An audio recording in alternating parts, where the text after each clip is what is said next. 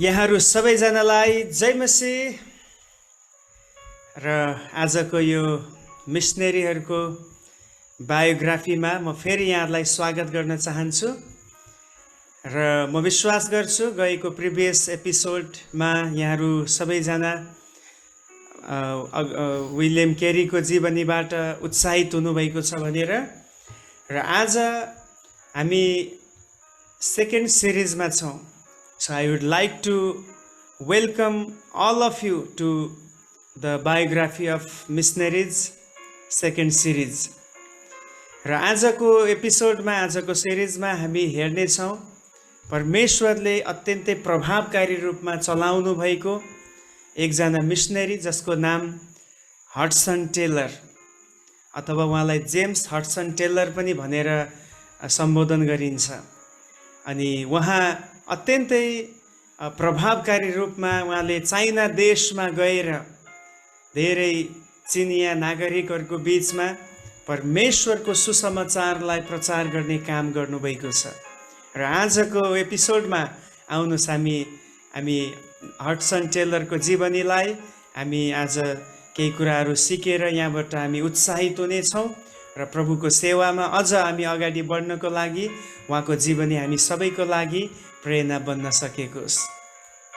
Hudson टेलरको बारेमा हामीले हेर्दाखेरि उहाँको जन्म 1832मा भएको थियो र उहाँले 1905 सम्म विशेष गरी चाइना देशमा गएर परमेश्वरको सुसमाचारको काम उहाँले पुरा गर्नुभएको छ. सो 1832 देखि 1905 सम्म उहाँको हामी जीवनीलाई पाउँदछौँ. उहाँको बारेमा भनिन्छ मिसनरी जसले प्रार्थना गरेर एउटा राष्ट्रलाई जितेको छ. He won the nation by the prayer. Yes, उहाँले राष्ट्रलाई प्रार्थनाद्वारा जित्नु भएको छ. विश्वासको एकदमै ठुलो योद्धा उहाँ हुनुहुन्थ्यो. धेरै पटकको सेवकाईको क्षेत्रमा कठिनाईको बीचमा उहाँले विश्वासमा आफ्नो पाइलालाई अगाडि बढाउनु भई परमेश्वरमाथि उहाँले भरोसा गर्नुभएको हामी पाउँदछौँ. अनि विशेष गरी हडसन टेलरको जन्म चाहिँ सन् 21 मई 1832मा जुन वान्सले यार्कसायर भन्ने इङ्ल्यान्डको एउटा जग्गा थियो, एउटा स्थान थियो, त्यहाँनिर उनको जन्म भएको थियो. परमेश्वरले उनलाई त्यो ठाउँमा जन्म दिनुभयो र हडसन टेलरको बाल्यकाललाई हामीले विचार गर्दाखेरि सानै उमेरदेखि उनका पिताले उनलाई बाइबलीय शिक्षामा, बाइबलीय विश्वासमा जिउन र हरेक कुराको लागि प्रभुसँग प्रार्थना गरेर उहाँमाथि भर परेर जिउनको लागि उनलाई सानै उमेरदेखि उनको पिताले सिकाएको थियो. उनको आत्मिक परिपक्वताको वातावरण चाहिँ उनले बाइबल स्कुलमा गएर सिकेको होइन, न त उनी ठुलो भएर सिकेको हुन्, तर सानो उमेरदेखि नै उनको पिताले उनलाई प्रभुमा जिउनको निम्ति, प्रभुमा भरोसा गर्नको निम्ति सिकाएको हामी पाउँदछौँ. उनी मेथोडिस्ट चर्चको बाल सङ्गतिमा उनले वचन सिक्दै एक अनुशासनलाई उनले कायम गरे. अब इङ्ल्यान्डमा भएको समयमा त्यो ठाउँमा भएको आफ्नो स्थानीय मण्डली मेथोडिस्ट मण्डलीको उनी बाल सङ्गतिमा निकै प्रभावकारी रूपमा उनले आफैलाई अनुशासित गरेर उनले सिक्दै अगाडि बढेको हामी पाउँदछौँ. सानै उमेरदेखि नै सेवकाईको लागि परमेश्वरीय बोलावटको आभास उनले पाउन थाले. कतिपटक परमेश्वरले हामी प्रभुलाई चिन्ने बित्तिकै उहाँले एउटा विशेष बोलावट दिनुहुन्छ. कतिपटक चाहिँ परमेश्वरले पहिलेदेखि नै त्यो कुरा हाम्रो मनमा हालिदिइरहनु भएको हुन्छ. त्यो एउटा भित्री प्रेरणा हामीलाई आउँदछ, एउटा बोझ हामीमा आउने गर्दछ. र हडसन टेलरको पनि उनी सानो अवस्थादेखि जस्तै उनी प्रभुमा बढ्दै थिए, प्रभुमा भरोसा गरी जिउन सिक्दै थिए, उनले मिसनरीको सेवा गर्नको निम्ति उनलाई भित्रदेखि त्यो बोझ आइरहेको थियो.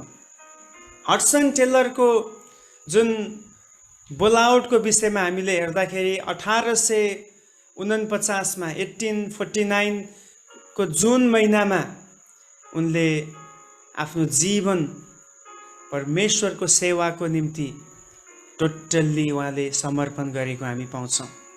हरेक कुरा उनले प्रभुको हातमा दिए र त्यहाँदेखि उनले प्रार्थना गर्न थाले, प्रभु तपाईको इच्छा मेरो लागि जुन देशमा गएर मैले सेवा गर्नु छ मलाई देखाउनुहोस्, म ती ठाउँमा गएर तपाईको काम गर्न चाहन्छु। 1850 मा डाक्टर रोबर्ट हार्डीको सहायकको रूपमा उनले चिकित्सकको अध्ययन सुरु गरे। मतलब उनको एउटा सहकर्मी भएर एउटा चेला बनेर, डाक्टर रोबर्ट हार्डीको चेला बनेर उनले जुन मेडिकल लाइनमा पनि उनले सिक्न सुरु गरे। किन उनलाई थाहा छ कि अहिलेको समयमा हामीले मेडिकलको क्षेत्रबाट पनि, औषधि उपचारबाट पनि मानिसहरूलाई छुन सक्छौँ र मानिसहरूको कठिनाइको बीचमा हामी सहायक बन्न सक्छौँ भन्ने कुरा उनलाई आभास भएको छ। परमेश्वरले हडसनको हृदयमा चीनको निम्ति बोझ हाल्नुभयो। हालेलुया। प्रतिदिन चीनका नष्ट भएका मानिसहरूको रुवाईको आवाज उनको कानमा पर्दथ्यो। उनलाई हरेक चोटि चाइना देशको लागि, चाइनामा भएका मानिसहरूको लागि, कम्युनिस्ट शासन भएको देश, अत्यन्तै कठोर र कठिन शासनले भरिएको देशमा उनलाई त्यो ठाउँमा गएर सेवा गर्ने भित्रदेखि प्रभुले बोझ दिन थाल्नुभयो। उनी जबसम्म चीनमा गएनन्, चाइनामा गएनन्, तबसम्म आफ्नै स्थानमा, आफ्नो आसपासको क्षेत्रहरूमा भएका गरिबहरूको बीचमा, कमजोरहरूको बीचमा उनले सुसमाचार सुनाउने र विशेष गरी उनीसँग भएको जुन खुबी थियो, औषधि उपचारबाट पनि बिरामीहरूलाई वास्ता गर्न उनले सुरु गरे। 21 वर्षको उमेरमा लगभग सेप्टेम्बर महिनाको 1853 मा निकै कठिन यात्रा, सामुद्रिक यात्रा गर्दै उनी पहिलो पटक चाइनामा कदम राखे। अब त्यो समयमा इङ्ल्यान्डदेखि, युरोपदेखि एसियाको प्रान्तमा भएको देशमा आउनु निकै साह्रो थियो। किनभने त्यो बेलामा अहिलेको जस्तो हवाई जहाज थिएन, एरोप्लेनहरू थिएनन्, ट्रेनहरू थिएन, बसहरू, कुनै अरू सुविधाहरू, एक देशबाट अर्को देशमा जानको निम्ति त्यस्तो ट्रान्सपोर्टेसन्स केही पनि थिएनन्। केवल पानी जहाज अथवा त्यो बेलामा अहिलेको जस्तो हाइफाई एकदमै सुविधाले भरिएको जहाज पनि हुँदैन थियो। तपाईँले यहाँ चित्रमा पनि देख्न सक्नुहुन्छ। साधारण किसिमका जहाजहरूमा उनीहरूले महिनौसम्म लगाएर यात्रा गर्नुपर्दथ्यो। निकै कठिन यात्रा, निकै चुनौतीपूर्ण यात्रा गरेर उनी चाइना देशमा पुग्दछन्। अब हामी हडसन टेलरलाई विश्वासमा एकदमै मजबुत भएको र परमेश्वरको माथि यति धेरै दृढ भरोसा गरेर जिउने व्यक्तिको रूपमा देख्छौँ। उनका केही विश्वासका पाठहरूलाई हामी हेर्नेछौँ। द लेसन्स अफ फेथ, उनको विश्वासका केही पाठहरू हामी हेरौँ। उनले के कुरामा, कस्तो कस्तो परिस्थितिमा उनले विश्वास गरे। धेरै कुरा छ यो विषयमा, तर अहिले म केवल छोटकरीमा समराइज गरेर मात्रै भन्नेछु। उनी जब चीनमा पुगे, हरेक दिनको जीविकाको निम्ति परमेश्वरमा भरोसा गरी उनले जिउनु पर्ने अवस्था थियो। मानिसहरूमाथि भरोसा गरेर हुँदैन थियो, किनभने कसैले पनि उनलाई चीनमा रुपियाँ पैसाद्वारा या अरू कुनै भौतिक कुराद्वारा सहायता गर्दैन थियो। र उता इङ्ल्यान्डबाट, जुन देशबाट उनी आए, त्यहाँबाट पनि उनलाई पर्याप्त मात्रामा त्यस्तो सहायता थिएन। एक किसिमले बाई फेथ उनले आफ्नो सेवकाई चीनमा सुरु गरे। अनि त्यहाँ डाक्टर हार्डीसँग उनी मिलेर उनले चिकित्सा सेवा गर्दै चाइनामा योगदान पुर्याउँदै थिए। अनि के छ भन्दाखेरि यो डाक्टर हार्डीको बारेमा पुस्तकहरू पढ्दाखेरि पाइन्छ, उनी अलिकति भुल्ने व्यक्ति थिए। अनि उनले हडसनलाई भनेको हुन्छ, यदि मैले तिमीलाई कुनै दिन अब त्यस्तो ठुलो होइन, तर खानको लागि सानो पैसा, सानो खानको लागि एकदम बेसिक उनलाई बिहान बेलुकी खानको लागि मात्र त्यो मिलको लागि उनलाई केही रकम यो डाक्टर हार्डीले दिने गर्थे। तर उनको भुल्ने बानी भएकोले उनलाई निकै साह्रो पर्थे, कतिचोटि उनलाई दिनुपर्ने कुरा दिन भुल्दथे। अनि त्यो बेलामा उनले भनेका थिए कि यदि मैले भुलेँ भने मलाई याद दिलाउनु। तर हडसनले के गर्छन्, उनले याद दिलाउँदैन। उनले यो मनमा ठान्दछन् कि म परमेश्वरमाथि कठिनाइको समयमा कतिको भरोसा राख्न सक्छु, म कतिको प्रभुमाथि आधारित भएर जिउन सक्छु त, परमेश्वरमाथि म भरोसा गरेर हेर्नेछु भनेर उनले कतिचोटि आफ्नो गुरु हुनुहुन्थ्यो डाक्टर हार्डीलाई उनले त्यो भन्दैनथे। धेरै पटक उनको जीवनीमा हामीले हेर्दाखेरि एक पटकको खानाको निम्ति पनि उनले प्रभुमाथि भरोसा गरेर प्रार्थना गरेको हामी पाउँदछौँ। उनले रकम नपाउँदाखेरि परमेश्वरको अद्भुत कामहरू उनले देखेका छन्। एकपटक यस्तो पनि भयो उनको जीवनमा, के भयो भन्दाखेरि उनीसँग मात्र त्यो बेलुकीको भोजन खानको लागि केही सिक्का थियो, केही कोइन थियो। त्यो बेलुकीको भोजन उनको लागि पर्याप्त थिएन, केही ब्रेडहरू मात्र उनले बन्दहरू किनेर खाने गर्थे।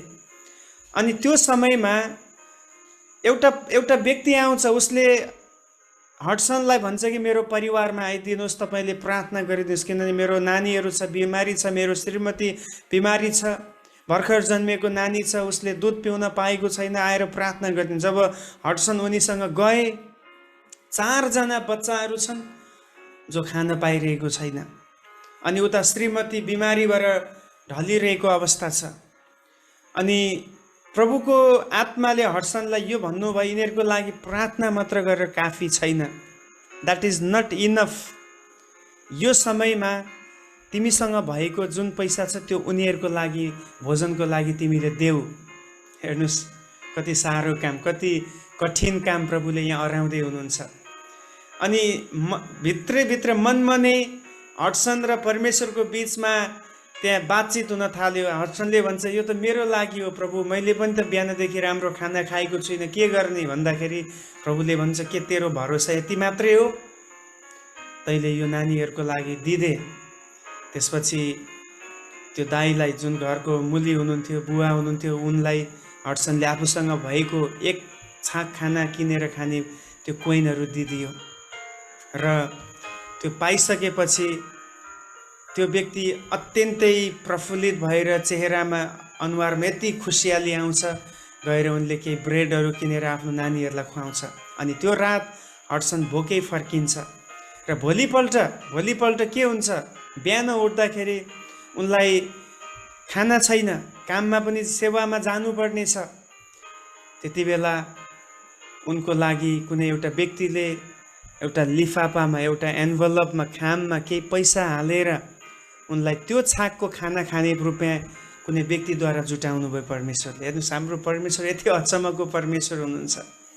अनि हडसन टेलरको फेथ हेर्नुहोस्, प्रत्येक दिनको लागि विश्वासमा हिँड्ने व्यक्ति। अनि उनको एउटा भनाइ छ, अत्यन्तै मलाई एकदमै मनपर्ने भनाइ, एकदमै चर्चित भनाइ छ, God's work done in God's way will never lack God's supply or God's provision.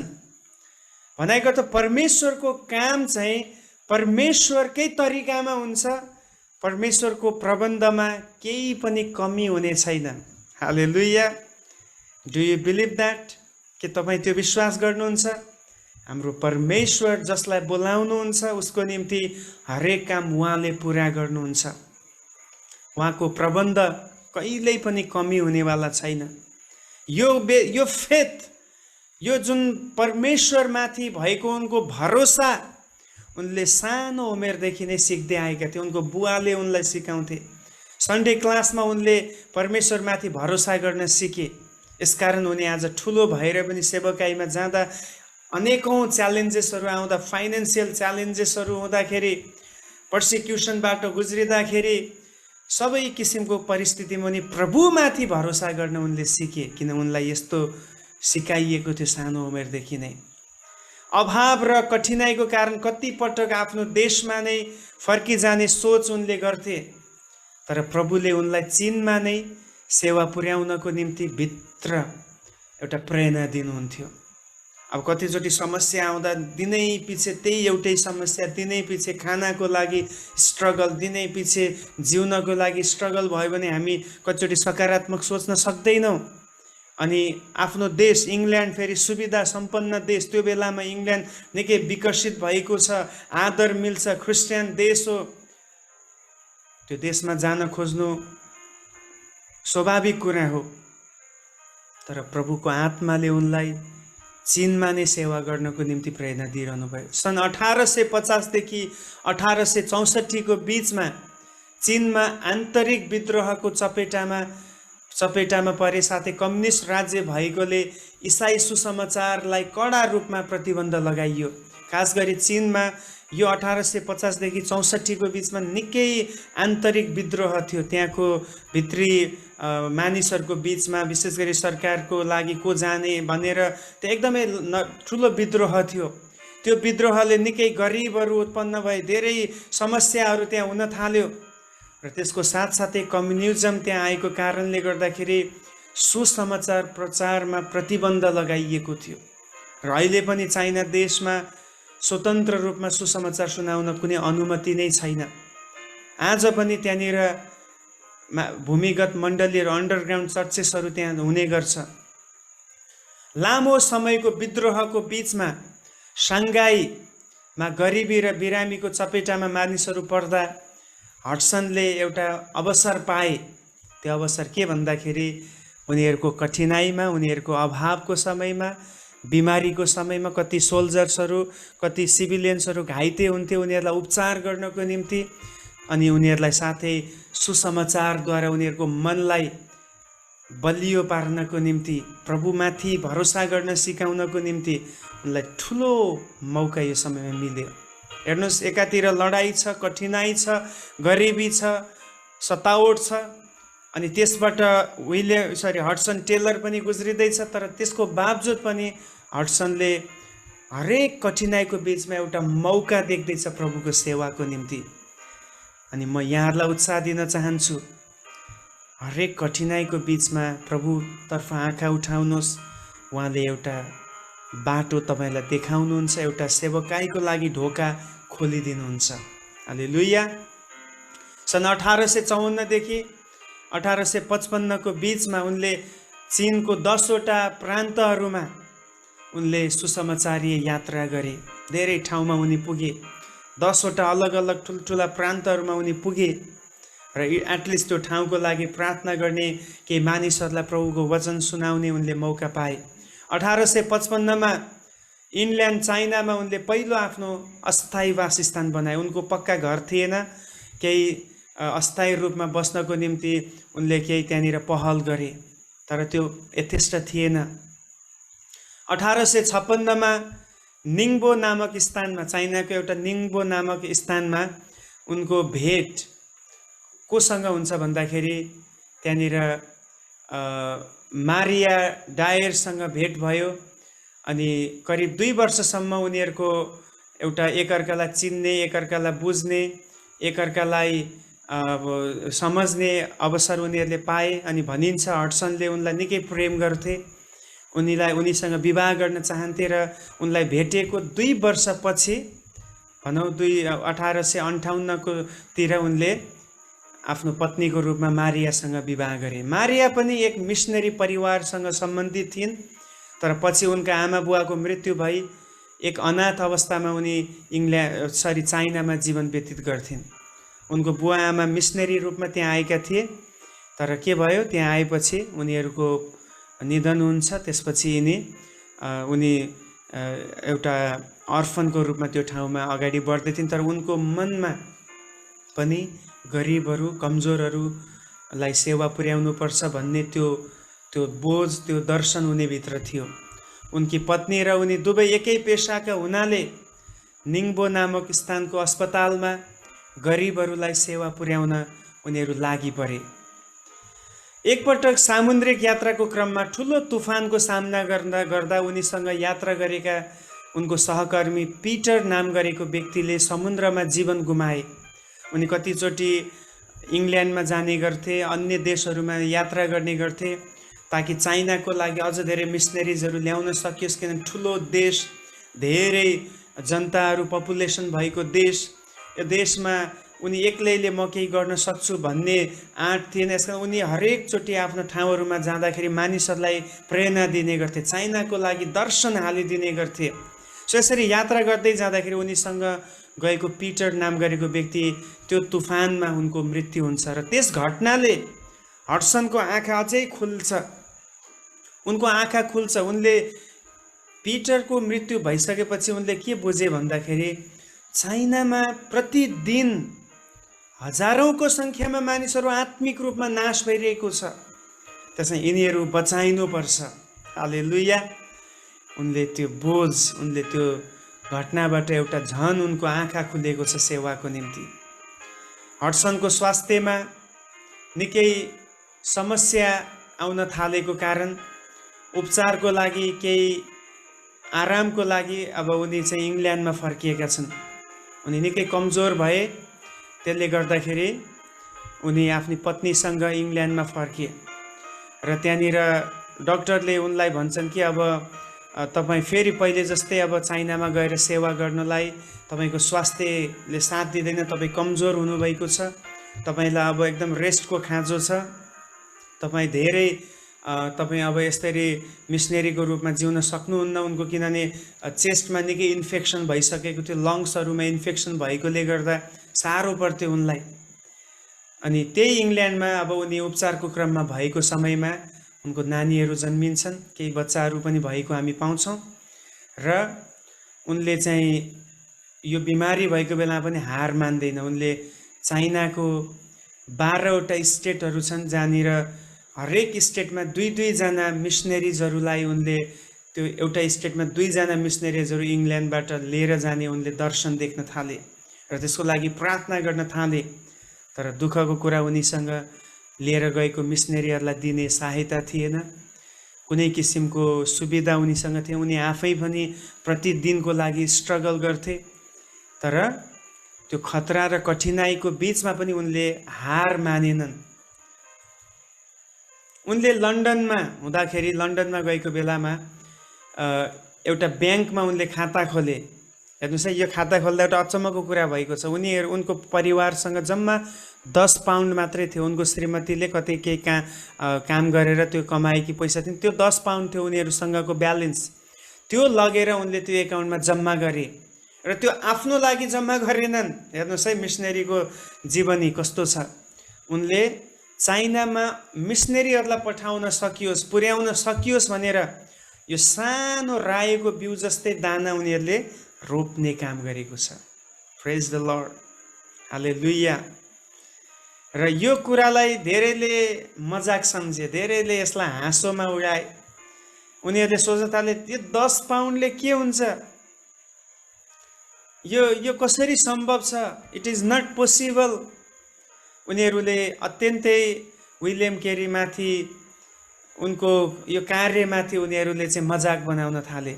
तर उनको भरोसा परमेश्वरमाथि थियो। उनले यसरी भनेको छ, God is moving, he is moving because he is a creative God, he is a living God, are we willing to move with him.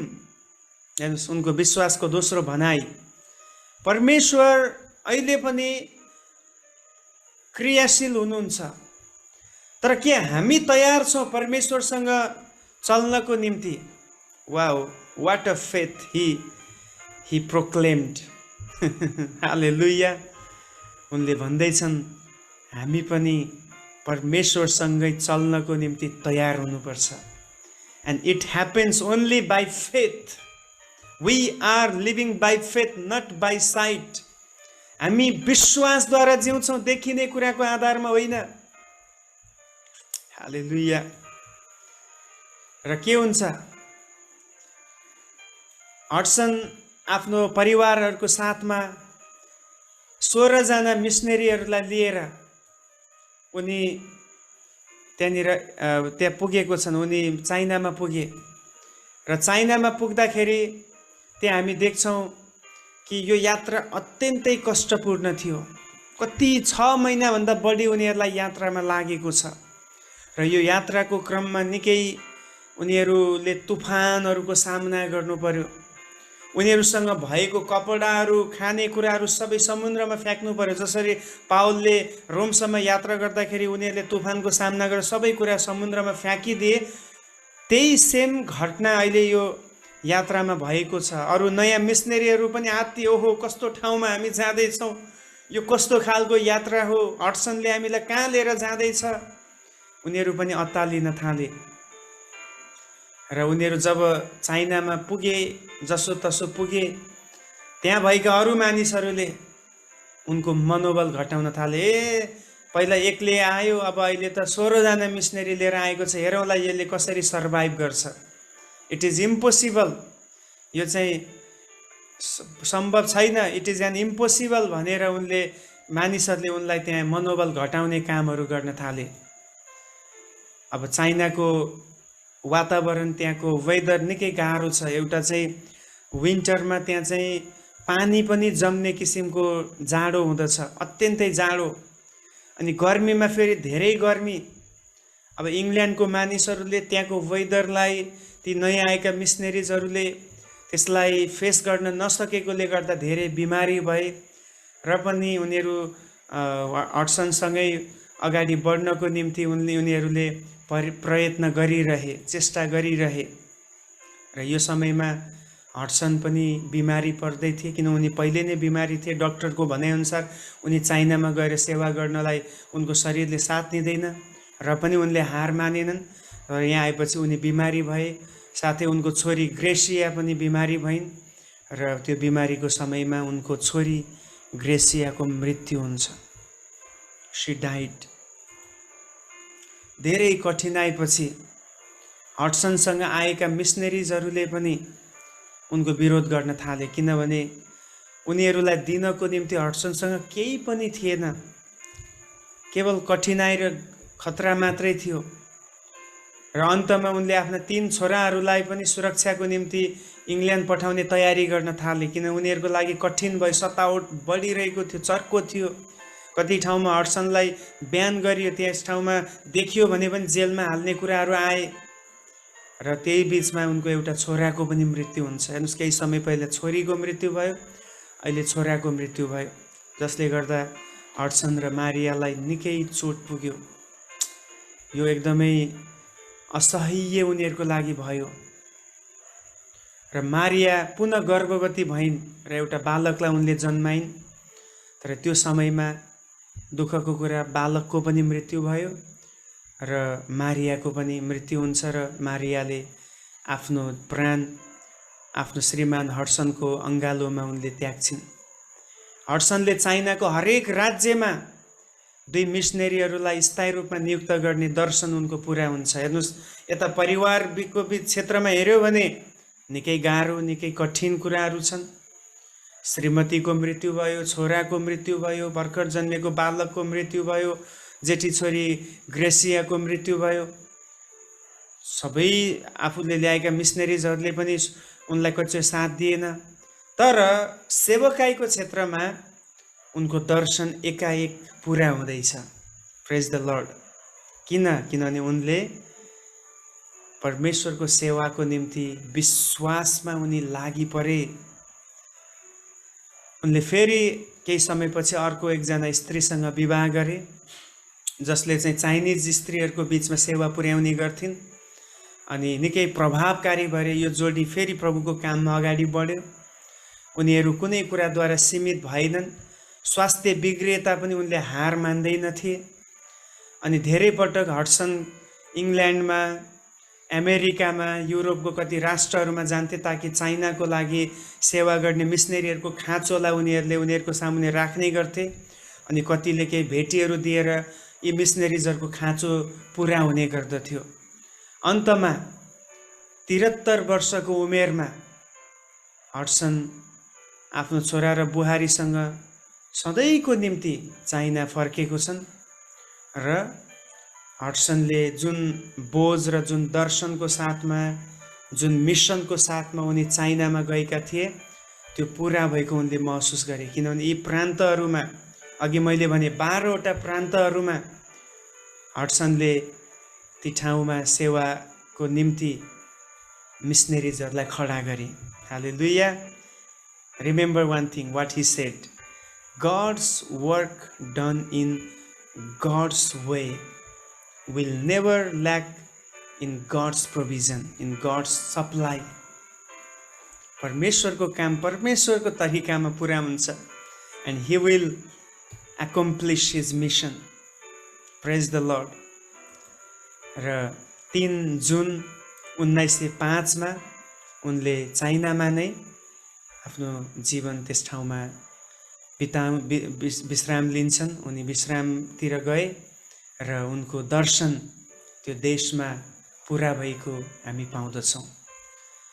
So आजको यस एपिसोडमा हडसन टेलरको जीवनीबाट हामी सबै उत्साहित भएका छौँ र मेरो प्रार्थना यही छ, जसै हामी यो क्लासलाई यो एउटा हामीलाई उत्साह गराउने एउटा व्यक्तिको जीवनीलाई हामी सिक्छौँ, हुन पाओस् तपाईँ र म पनि परमेश्वरको सेवामा परमेश्वरमाथि भरोसा गर्दै उहाँले सबै हाम्रो आवश्यकताहरूलाई पुरा गर्नुहुन्छ भन्ने विश्वासमा बनिराखेर एउटा अटुट प्रभुमा हाम्रो सम्बन्ध बनाएर हामी उहाँको राज्यमा अगाडि बढ्न सकौँ र निश्चय नै हामी ठुलो इनामलाई आउनेवाला समयमा हामी देख्न सक्नेछौँ। Because gods work done in God's way, परमेश्वरको काम परमेश्वरको तरिकामा पुरा हुन्छ। जस्ट तपाईँ र म चाहिँ हडसन टेलर जस्तै उहाँको हातमा एउटा साधनको रूपमा, एउटा एज एन इन्स्ट्रुमेन्ट, एउटा वादकको रूपमा हामी अभाइलेबल भयौँ भने His work done in His way. Praise the Lord. प्रभुले यहाँहरू सबैलाई यो बायोग्राफीबाट उत्साह दिनुभएको होस् र यदि तपाईँहरूलाई यो मनपर्छ भने तपाईँले अरू साथीहरूलाई पनि सेयर गर्नुहोस्, ताकि हाम्रो मण्डलीका हाम्रा प्रियजनहरूले पनि यो उत्साहजनक मिसनरीको जीवनीबाट उत्साह पाउन सकुन् र अगाडि बढ्न सकुन्। प्रभुले सबैलाई आशिष दिउन्।